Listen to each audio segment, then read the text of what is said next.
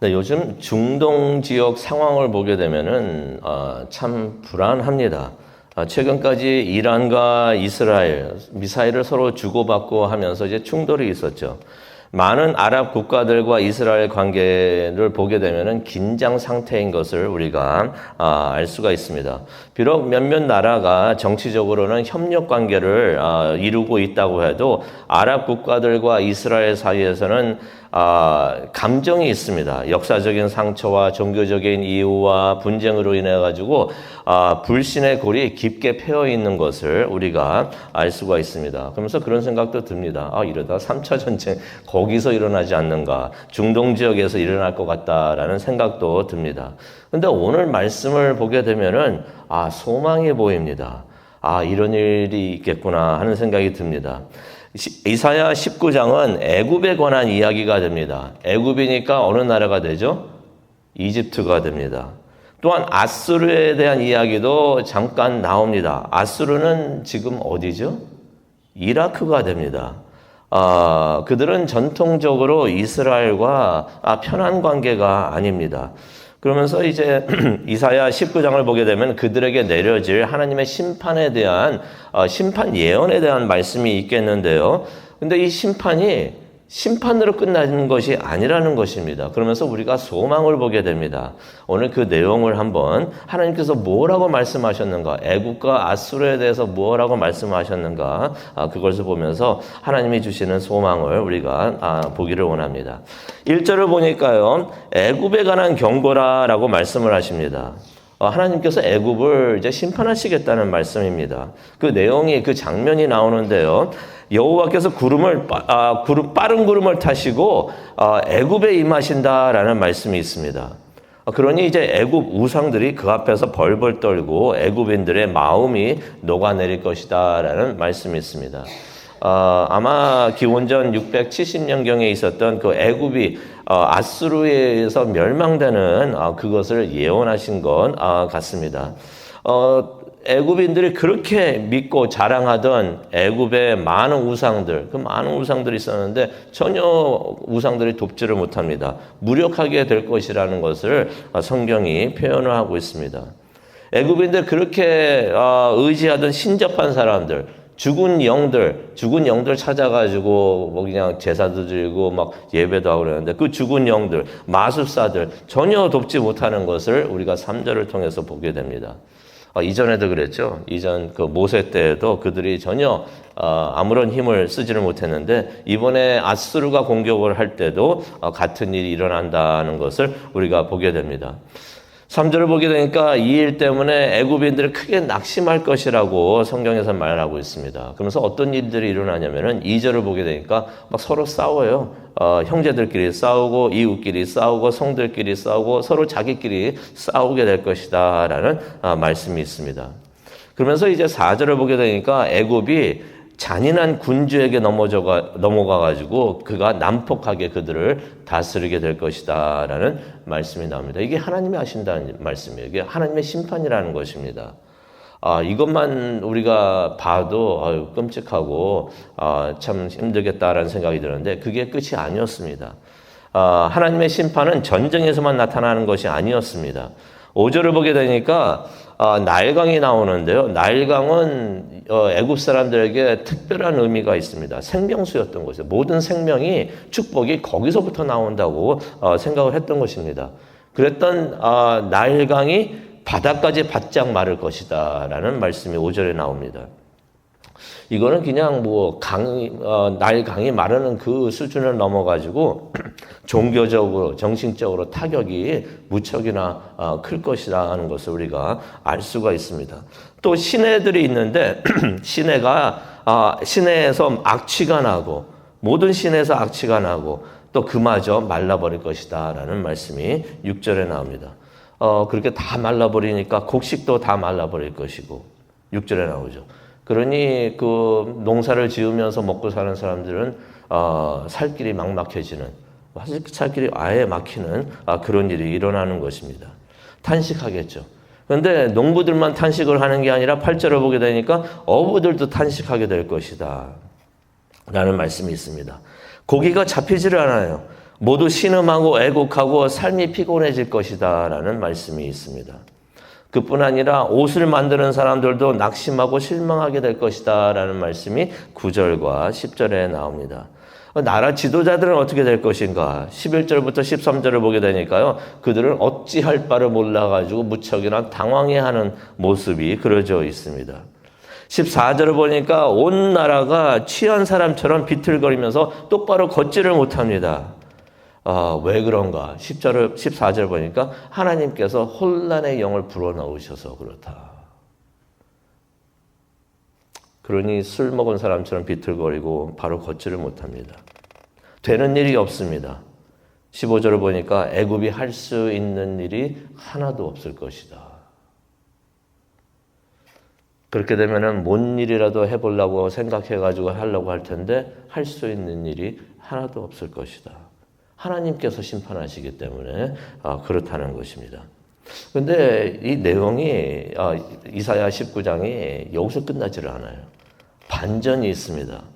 뜻밖의 반전이 있습니다. 16절을 보겠는데요. 그날에라고 말씀이 나옵니다. 한 5번 정도 그날에란 말씀이 나오는데 이 그날에 이 말씀이 우리에게 소망이 됩니다. 그날에 그러면서 어떤 말씀이 있냐면은 그들이 애굽 사람들을 말하죠. 만군의 여호와께서 그들을 향해 손을 펴서 휘두르는 것을 보고 두려움에 벌벌 떨게 될 것이다. 하나님을 두려워하게 된다는 것입니다. 근데 두려운 거 어저께도 안 목사님께서 말씀하셨는데 두려운 것도 여러 종류가 있는데 무서워서 벌벌 떠는 것도 있는데 경외함으로 두려워하는 것이 있는 것이에요. 하나님을 두려워하게 되는데 왜 두려워하게 되냐면 하나님께서 이 모든 것을 하시는구나, 심판하시는구나, 그걸 깨닫게 된다는 것입니다. 그러니 그들의 마음에 무엇이 생깁니까? 하나님을 경외하는 마음이 생기는 것이에요. 그러면서 이제 이스라엘이 하나님의 백성됨을 깨닫게 됩니다. 그래서 17절을 보게 되니까 이스라엘도 두려워하기 시작을 한다라는 말씀이 나옵니다. 어느 정도로 두려워하는가? 17절에 있는 말씀 쉽게 표현을 한다면은 유다라는 말만 들어도 벌벌 떨기 시작한다라는 말씀이 17절에 나옵니다. 이 모든 두려움이 여호와를 경외하는 마음에서 나오게 된 것이랍니다. 이러면은 된다라는 생각이 듭니다. 애굽도 그렇게 난폭하고 잔인하고 그랬던 애굽도 이게 생기면 되겠다 싶습니다. 그래가지고 이 사람들이 무엇을 합니까? 19절을 보게 되니까 애굽 땅에 여호와께 예배하는 제단이 생긴다고 합니다. 국경선에서는 그를 예배하는 기념비들을 말합니다. 하나님을 기념하는 기념비들이 막 세워진다는 말씀이 19절에 있습니다. 무슨 말입니까? 애굽 사람들이 이제 하나님을 공식적으로 예배하게 된다라는 말씀이 나오는 것입니다. 하나님을 예배하다 보니까 애굽에 5 성읍들이 나오는데요. 5 성읍들이라는 건 뭘 의미하면 온 나라를 말하는 것이에요. 이 온 나라 사람들이 애굽 사람들이 가나안 말, 무슨 말입니까? 가나안 말, 이거 히브리 말을 하게 된다는 것이에요. 하나님을 예배하다 보니까 히브리 말을 할 수밖에 없게 되는 것이에요. 그렇게 히브리 말을 하게 될 것이다라는 말씀이 18절에 나옵니다. 성경에 그런 말이 있죠. 하나님께서는 그를 찾는 모든 사람들을 도우신다라는 말씀이 있습니다. 이스라엘 사람만 도우신다고 하고 말씀하신 것이 아니라 하나님을 찾는 모든 사람들을 도우신다라는 말씀이 있습니다. 역대하 16장 9절을 보게 되면 여호와의 눈은 세상을 두루 살피시사 유다 땅만 살피셔가지고 도울 사람을 찾으시는 게 아니라 세상 모든 구석구석을 두루 살피시사 마음이 온전히 그에게 향하는 자들을 힘있게 하신다라는 말씀이 있습니다. 이 말씀이 은혜의 말씀이 되는 줄로 믿습니다. 그래서 이방인이 되는 우리도 이 말씀 붙들고 하나님을 온전히 찾습니다. 전심에서 찾습니다. 하나님 도와주시옵소서 할 때 우리를 도와주시는데 애굽 사람들도 하나님을 찾고 예배하니 하나님께서 도우신다는 말씀이 나와 있습니다. 오늘 말씀 19장 20절을 보게 되니까 애굽이 여호와께 부르짖으면 여호와께서 그들에게 구원자를 보내 그들을 구원하실 것이다 라는 말씀이 나오는 것입니다. 21절을 보니까 하나님께서 이렇게 자신을 애굽에게 알리실 것이다.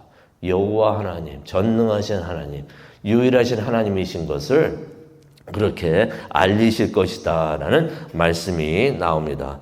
그러니 21절을 보니까 그날에 또 나옵니다. 그날 참 기대가 되는데요. 그날에 애굽이 여호와를 알고 예물을 그에게 드리고 경배할 것이요 여호와께 맹세를 하고 그것을 지켜 행할 것이다. 하나님을 예배만 하는 것이 아니라 하나님 앞에서 서원을 하고 맹세를 하고 맹세한 것을 지켜 행할 것이라는 것이에요. 무슨 말입니까? 애굽 사람들이 하나님을 예배하는 사람들이 된다는 것이, 하나님의 백성이 된다는 것입니다. 22절을 보니까 애굽이 여호와께로 돌아올 것이요 여호와께서 그들의 간구를 들으시고 그들을 고쳐 주실 것이다. 이게 하나님의 예언입니다. 무슨 말입니까? 더 우리가 조금만 더 깊게 생각을 하면 애굽에 수많은 이슬람 교인들이 있는데 그 사람들이 하나님을 믿게 된다는 것이요 하나님을 믿게 되고 구원을 얻게 된다는 예언의 말씀입니다. 예언의 말씀, 어떤 말씀이 됩니까? 하나님께서 이렇게 해줄 것이다. 약속의 말씀이 되는 것입니다. 그러니 하나님께서 22절을 보게 되면 애굽을 치신다고 하셨는데 치시려고 애굽을 치시는 게 아니라 애굽을 고치시려고 치시는구나. 하나님의 심판이 그들의 멸망을 위한 심판이 아니시고 그들을 구하시려는 이것이 그러니 하나님의 심판이 치유가 된다는 것이에요. 이스라엘도 훈육하셨는데 애굽도 하나님께서 훈육을 하신다라는 말씀이 22절에 나와 있는 것입니다. 그런데 이렇게 영적인 변화가 일어나니까 정치적인 변화도 일어나는 것을 우리가 말씀을 통해서 보는데요. 애굽과 아수르, 그러니까 이집트하고 이라크가 됩니다. 그들이 함께 23절을 보니까 함께 하나님을 예배하게 된다라는 말씀이 나옵니다. 정말로요? 지금 생각하면 이게 가능할 것인가 생각이 드는데 이런 일이 일어날 거라는 말씀이 나옵니다. 그러면서 24절을 보니까 이스라엘과 이집트와 이라크가 함께 세상에 복이 될 것이다 라는 말씀이 나옵니다. 이 세 나라가 주 안에서 하나가 되고 함께 세상에 복이 될 것이다 라는 말씀이 나옵니다. 그러면서 하나님께서 25절을 보니까 이런 말씀하십니다. 내 백성 애굽아, 하나님을 예배하고 하나님의 백성이 됐으니까 내 백성 애굽아. 또 아수르는 뭐라고 말씀하십니까? 내가 만든 아수르야. 나의 상속자, 나의 기업, 나의 상속자 이스라엘아, 복을 받아라. 하나님께서 복을 주시는 것이에요. 그들이 하나님의 복을 받고 모두 다가 복을 받고 또 모두 다가 함께 세상에 복을 주게 되는 일을 우리가 보게 될 것이라는 것입니다. 이 예언의 말씀, 이스라엘과 이집트와 이라크에게 주시는 말씀이 되는 것을 우리가 오늘 이 아침 깨닫게 됩니다. 그 모든 일들이 그날에 이 모든 것이 이루어지게 될 것이다 라고 말씀을 해 주시는 것입니다. 무슨 말입니까? 우리가 그렇게 걱정하고 불안해하는 그 중동 지역, 그 중동 지역에도 평화가 이루어지게 될 것이다. 이 평화, 하나님이 주시는 평화입니다. 모든 하나님을 예배하며 모두 다가 하나님을 예배하고 하나님을 경외하게 되면서 얻게 되는 평화이구나 하는 것을 깨닫게 됩니다. 그날은 예수님이 다시 오셔서 예수님의 나라를 세우는 날이 될 텐데 주여, 요한계시록에 나오는 말씀이 있죠. 주여 어서 오시옵소서. 그날이 빨리 오게 주여 어서 오시옵소서. 마라나타. 주님의 뜻을 오셔서 주님이 계획하신 것, 주님의 뜻을 이루소서라는 기도를 우리가 소망적으로 그날을 바라보면서 기도하는 우리 모두가 되기를 간절히 축원합니다. 기도하시겠습니다. 하나님 감사합니다. 하나님께서 계획하시고 하나님께서 준비하시는 그날에 하나님의 뜻이 이루어지고 하나님의 나라가 세워지고 하나님이 원하시는 평화가 이루어지게 되는 줄로 믿습니다. 세상에 어떤 사람들도 복음이 전파되고 하나님을 만나고 그러면은 하나님의 백성이 되고 구원을 받게 되는 것을 우리가 깨닫게 됩니다. 좀 더 열심히 복음을 전하게 우리가 전할 수 있도록 하나님 우리를 격려하여 주시고 우리를 사용하여 주시옵소서.